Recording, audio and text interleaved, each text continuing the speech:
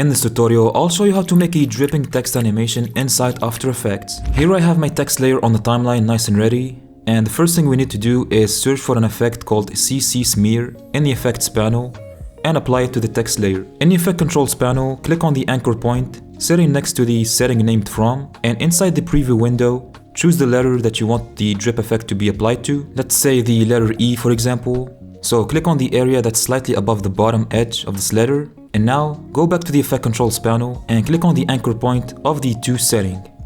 And basically align this point with the starting point and click around the bottom edge area of the whole screen, and then drag this point slightly downwards until it disappears from the screen entirely.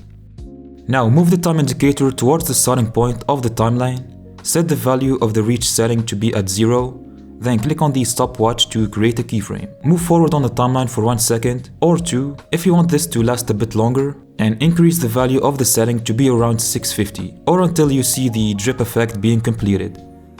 Now press the letter U on the keyboard to bring up the keyframes that we have, select them with your mouse and then click on the shortcut F9 to smooth them up.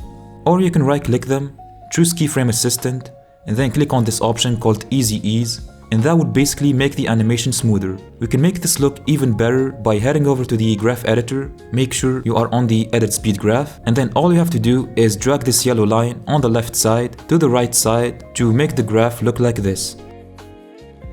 And now to apply this effect easily onto other letters as well, select the CC Smear from the Effect Controls panel and press on the shortcut Ctrl D to duplicate it. Next, click the anchor point of the From button and choose a different letter this time. Then click the To anchor point, align it with the other point, and click around the bottom edge. Then drag this point downwards until it disappears, just like we did previously. Press U to bring up the new keyframes, and move the keyframes of the duplicated effect a bit forward on the timeline if you want. And you can keep doing this with other letters and areas as well. So yeah, if you found this very helpful, please like and subscribe. Also, feel free to watch this next tutorial.